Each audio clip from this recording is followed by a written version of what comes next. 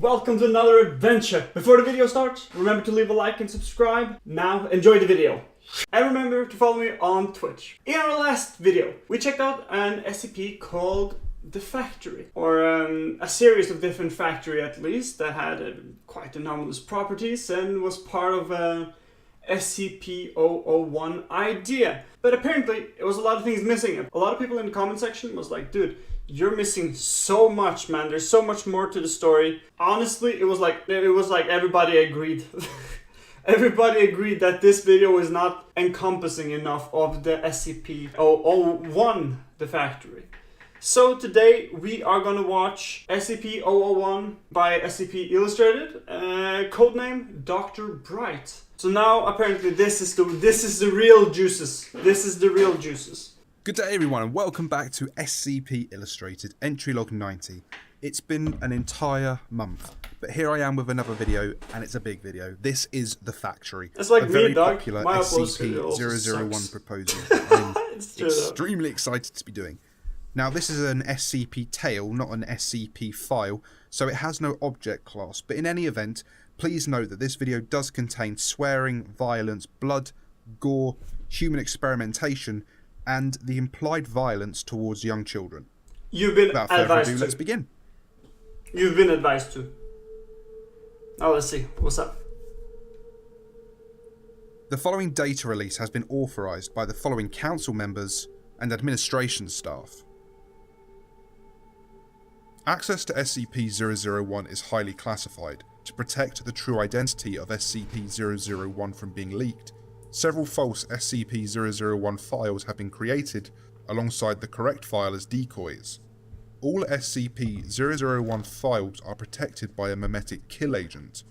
All those without the correct memetic inoculation will experience an immediate cardiac arrest followed by death. You have been warned. Oh shit. Oh god.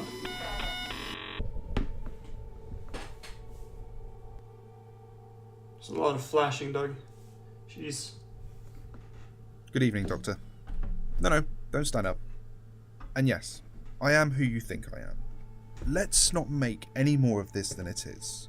You know my number, and I know enough about you to make a duplicate that even your mother wouldn't be able to tell apart from the real you. No, that's not a threat. Just a fact. It's not Now, like a threat. As to my business here. It seems you have stumbled upon something above your clearance. Well, no. Stumbled is not the right word. Dug up, perhaps. And you're getting to the point where further digging would end in some fairly lethal gunshot wounds. This would be a sad state of affairs, as you are, otherwise, quite a good researcher. Therefore, you are getting something very few people in the Foundation ever get. An explanation. Oh. Yes, we were alerted when you first started digging into SCP-001. Every researcher who's been around for a while looks into it. Most are satisfied when they uncover the angel with the flaming sword. It's buried under enough levels. But then you started looking into the factory, and that is when I knew you wouldn't stop. So here it is, plain and simple. The factory is SCP-001. But it will never be written up. It was a choice I made early on in the creation of the Foundation, and a choice I still stand by. You researchers are far too curious. I'm not sure which scares me worse, to be honest. That we'll never understand the factory, or that we one day will. Ah well. I'm sure you're eager to learn more. So this is the factory. But now it is a tale. Obviously it's like SCP suggestion, right? So it is a tale. Or a pitch to be the SCP-001. He named an angel and a burning sword. I think that's the... What is it called? The Guardian? Is that what you call it? The Guardian. I think it's called the Guardian. I'm not sure. It's another SCP-001 suggestion that was mentioned, in the Foundation briefing? The first like SCP theoretical video that we ever watched. So it's far back there. It's really, really far back there. But I think that's what he's referencing, so I'm not 100% sure. The factory was built in 1835. Back then it was known as the Anderson Factory, named after James Anderson, a rather well-to-do industrialist. It was built in well, we'll just say America, and was the largest factory yet designed, a good mile across at its widest, 3 stories tall throughout, with a special 7-story tower by the front gate that Anderson lived in.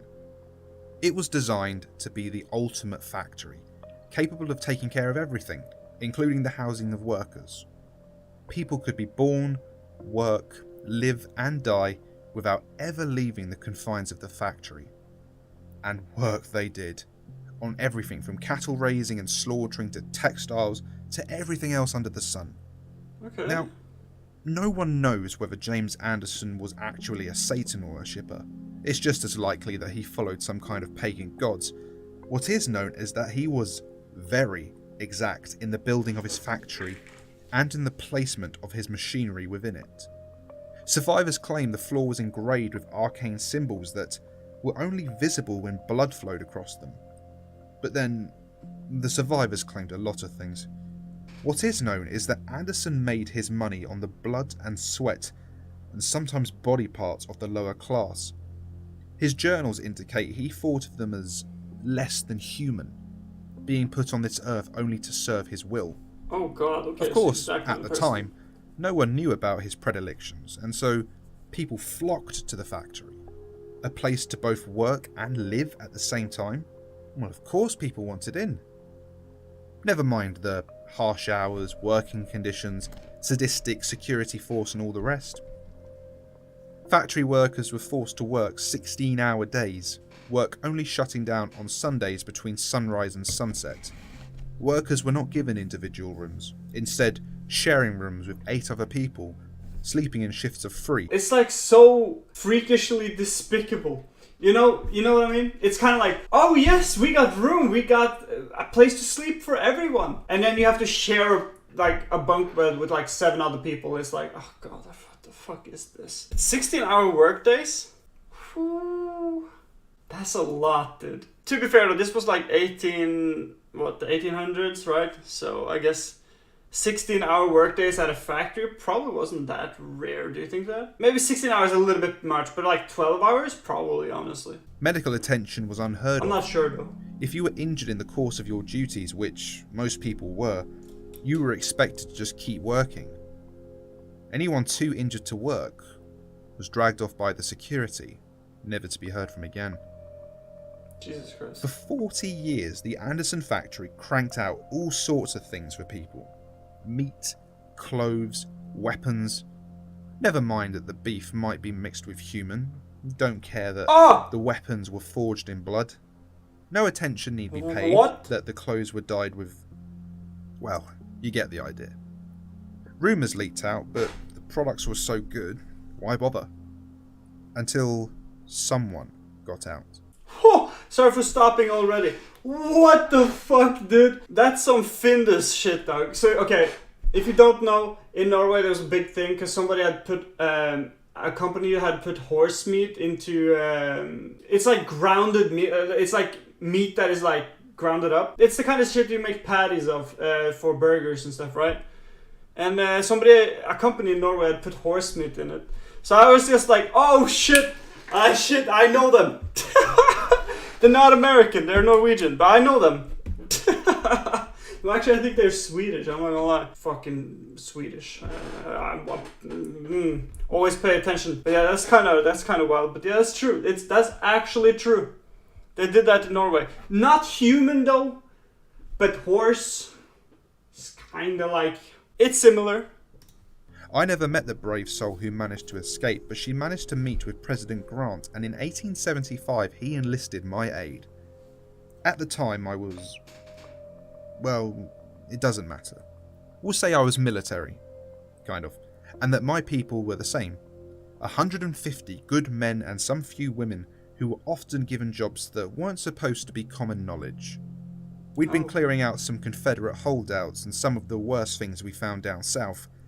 So we did some research, didn't like what we saw, and went in, loaded for bear. I don't actually remember much about the night it all went down. Most of it all blends together in my head. I get flashes, sometimes, of the people chained to the line, living next to the dead, and damned hard to tell which was which. Children working underneath machines, the majority of their flesh scored from their bones by the great wheels and cogs. And the other things. No, I'm alright. I haven't thought about that night for a very long time. Oh, that sounds terrible. The security force wasn't much of a problem, but then Anderson's creation showed up. He'd been taking the injured workers and, well, experimenting on them.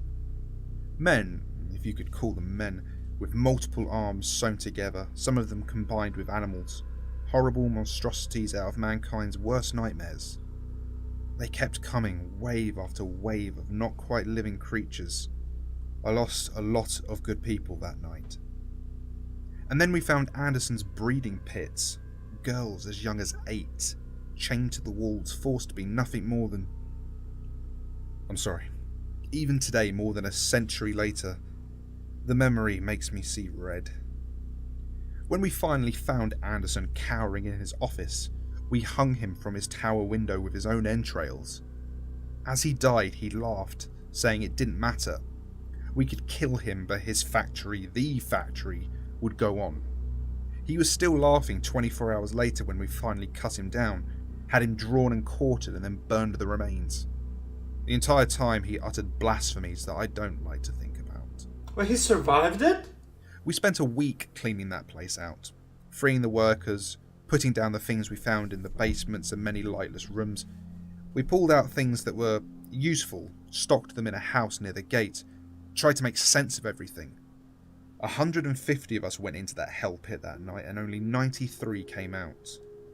By the end of that week, we were down to 71. So people kept dying inside because of the monsters and stuff. Man was hung for 24 hours and kept laughing the entire time, dude. I laughed more than 30 seconds, dog.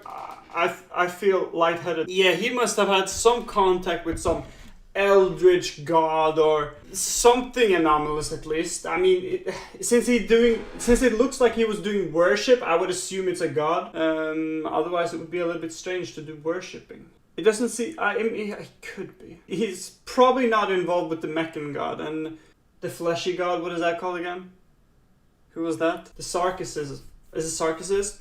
I don't know. The god from Sarkism. It could be him since... it seems like he's making anomalous creatures, so it's not unimaginable to think that it could be that god. But then again, they were very specific with saying that they've been sewing it together, which kind of, I feel like that rolls out the Sarkism god, if that makes sense, because it doesn't seem like something that god would do. It wouldn't cut people up, it would mutate, right? So I don't think it's those gods at all. So I do wonder what he's been worshipping, but I can't tell. I'm not sure what divinity he's been preaching to. The things we found in there, my god. Well, you've been with the Foundation a while. They wouldn't seem as amazing to you.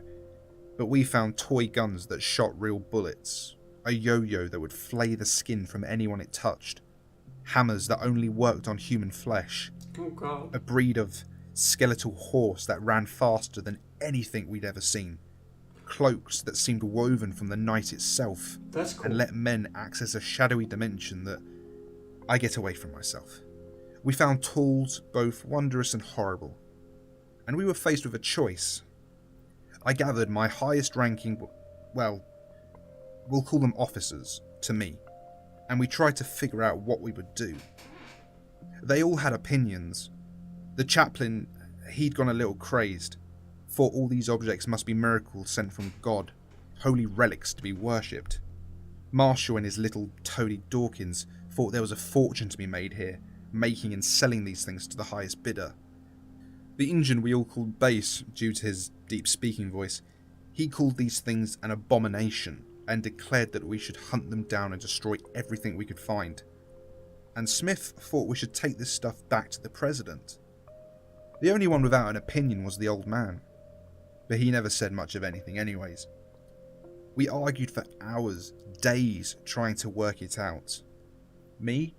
I thought we were sitting on a gold mine alright, but that we could use these things, these objects, to hunt down some of the scary things we'd run into down south. The other monsters this world had to offer, and use this factory for good, as a place to contain these things. Find a way to make them work for our fellow man, or at least protect our fellow man from having to deal with them. I don't know. I'm getting like flash vibes to like Lord of the Rings ring. Boromir. Let's use it against them, you know? I mean, there's so many gadgets, right? I don't see why you would try to destroy a skeleton horse. That seems a little bit pointless. Those of us that have seen SCP-1730, we know that shit can go down, right? So, I think most of us are a little bit hesitant to starting destroying anomalous objects, because you never know what's gonna happen. Using them for profit? I don't think that's a good idea either. You really want the public to have a bunch of anomalous objects. A gun toy that shoots real bullets. Is that really something you would want for this world? To be fair, if somebody had come up with, I don't know, let's say the skeleton horse, dude.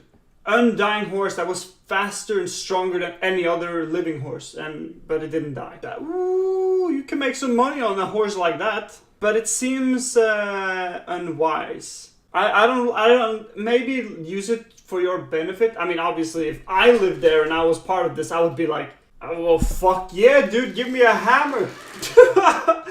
Okay, I smack some skulls, Doug. No, but I would take a skeleton horse, I'm not gonna lie. Probably a little bit bony to sit on, you know. But other than that, it's probably pretty fun. Probably the right thing is just to hide it away, dig a hole in the ground and bury them. Never to speak of them again. Or use them, I suppose. Store them, hide them, or use them. That would be my suggestions for this. I'm sure you can figure out what happened. The chaplain snuck away in the night with his devotees, taking a couple of small items with him. Marshall we kicked out when we found him abusing his authority.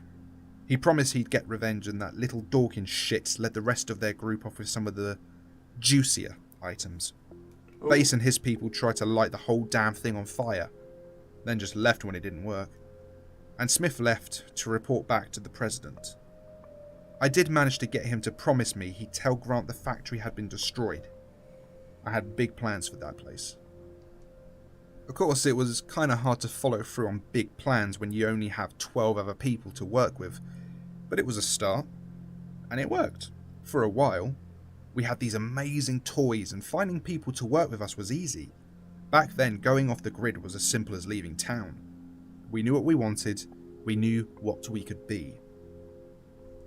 Leventhal set out getting us backing. A simple invention here, some well-invested money there, it all worked out. White and Jones set out getting us other backing. In our previous work, we'd found out some interesting things about people, some secrets that powerful men didn't want getting out. And with our new position, helping keep secrets, we got more people asking us to deal with their secrets.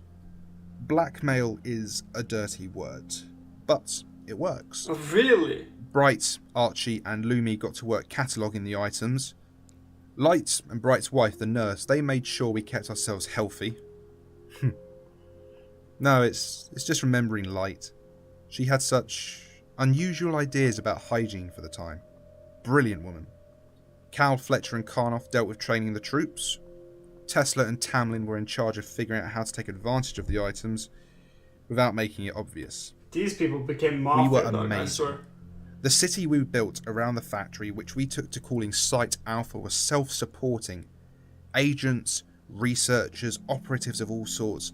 Not by those names, of course, but those positions.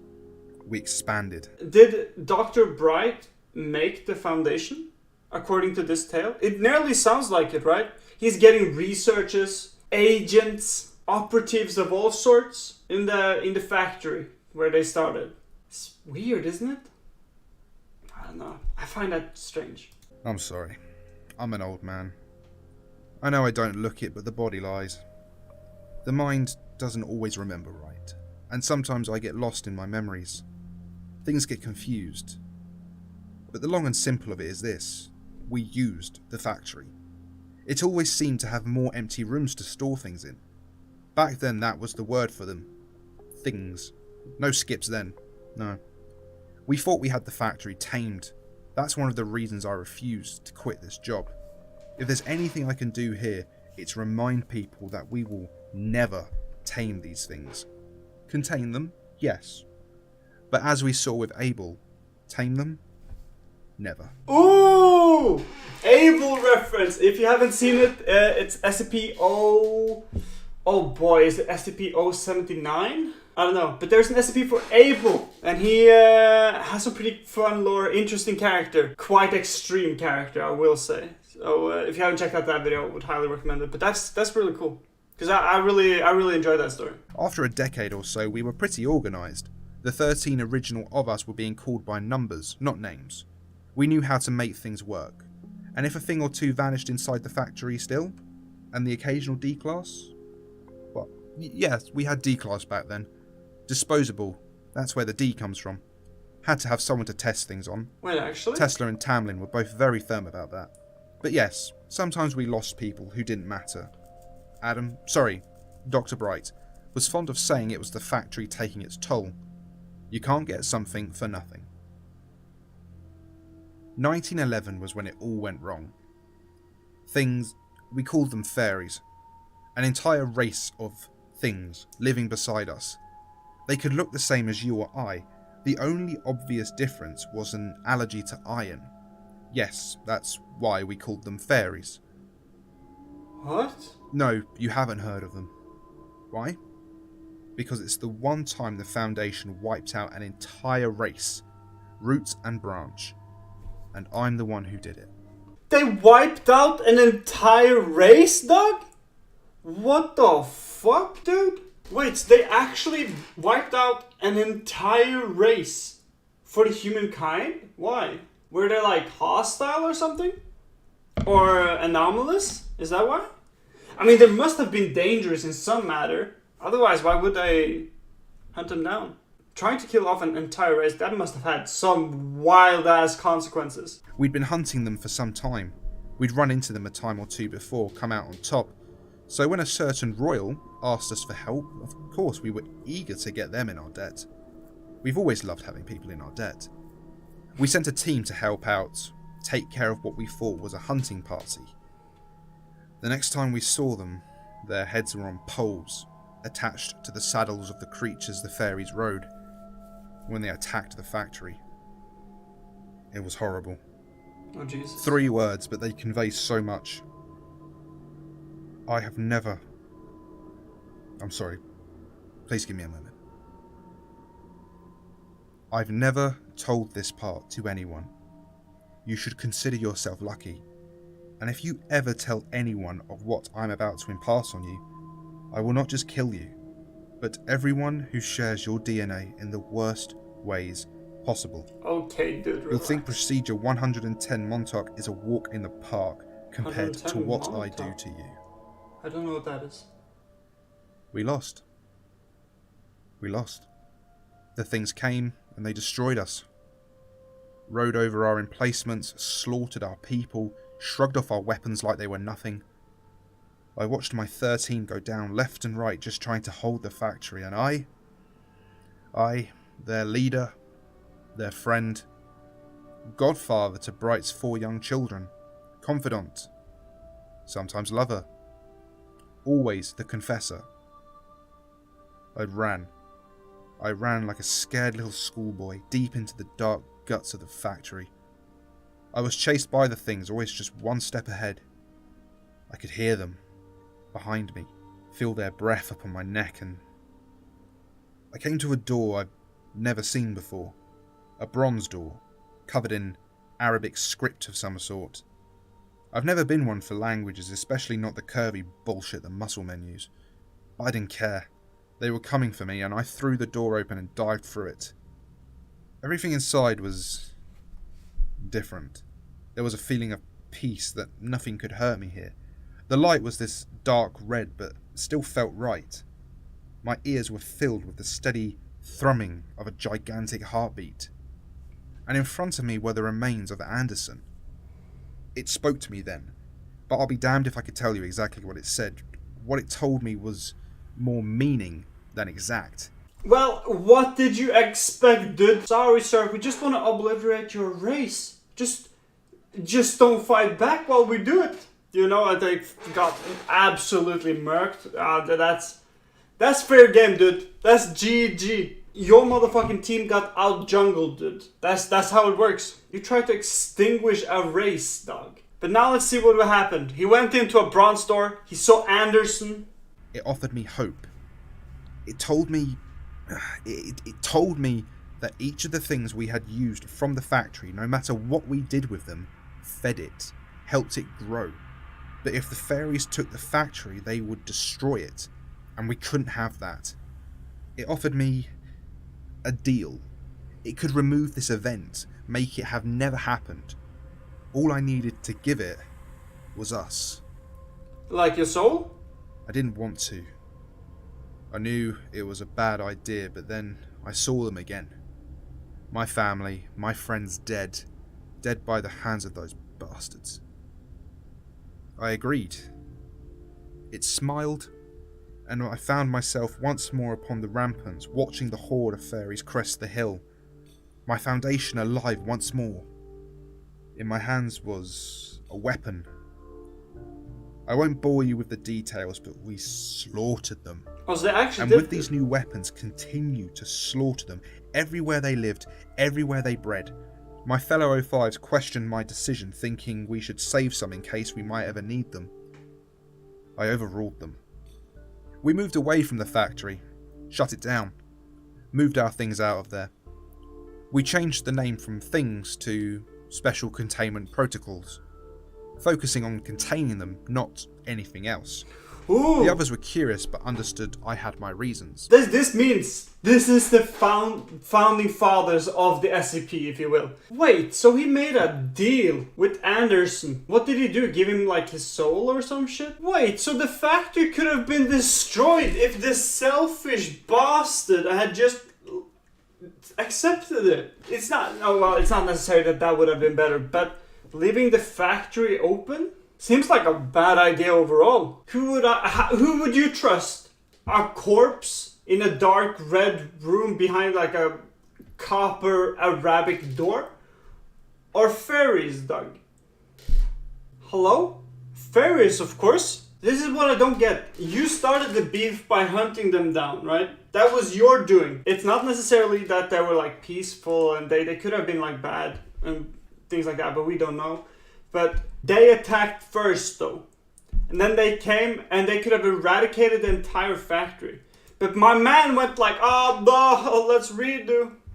It's rewind time. And then fucking got like insane weapons and killed them all. And now he's made the foundation which is like, oh, let's contain them.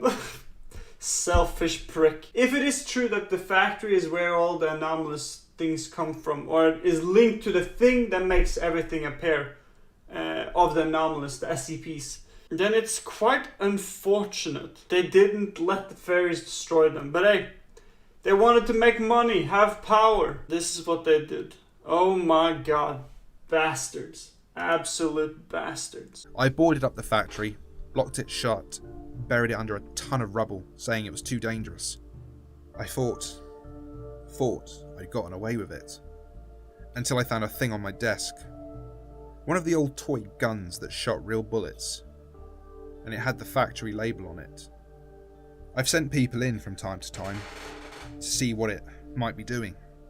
Last time I sent people in to look, there was nothing there. We keep finding factory items out there. I can't help but think of how many more we don't find. The people who use them and keep it hidden. I think back to the body telling me how each item used gave energy to the factory. I never asked energy for what. I don't think I want to know. Oh, what do we give it? D-class mostly. Where do you think all those bodies went? There's a place. Bodies are left, and they vanish. Everyone thinks I'm a genius for figuring it out. Sometimes I have to feed it other things. Researchers, agents. They never know it's coming, it just reaches out and takes them. But in the end, we're doing more good by being here. Whatever the factory wants, whatever it is, we're doing good here.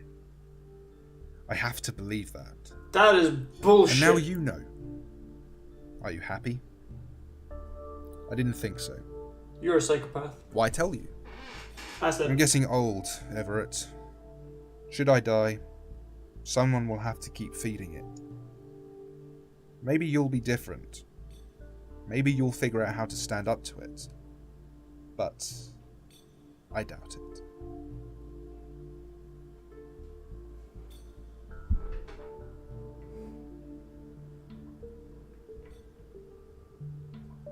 And that concludes the factory. Thank you all so much for watching this video and for your patience. It took... That was a good video. Holy schnauzer, man.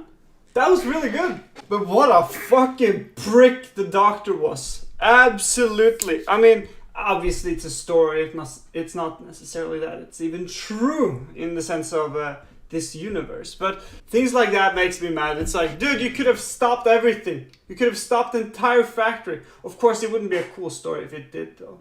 Obviously, somebody has to be a culprit for it to be a good story sometimes. But don't take my feeling of anger towards the character in the story as a dislike to the story itself, because that's not true. I did thoroughly enjoy the story. And it explained a little bit more what the factory actually is. Like, last time we just went through a bunch of different types of factories, but now I feel like I have a sense of the SCP itself. And I presume in this scenario, this is where all the SCP comes from. They come from the factory, or a lot of them at least. So I thoroughly enjoyed that. We got to meet some other people, again, Dr. Bright, and we got a little bit of a shout out to Abel. That's pretty dope, honestly. I gotta say, there's such a crazy amount of stories that has Abel in it. Have you noticed that? Like, I feel like he's mentioned all the time. Regardless, what did you guys think about it? Did you enjoy this one? I know a lot of people recommend it, so I hope they enjoyed it. Thank you guys for watching. I hope you enjoyed this video. Please leave a like, subscribe, follow me on Twitch, and I'll see you guys in the next one. Peace.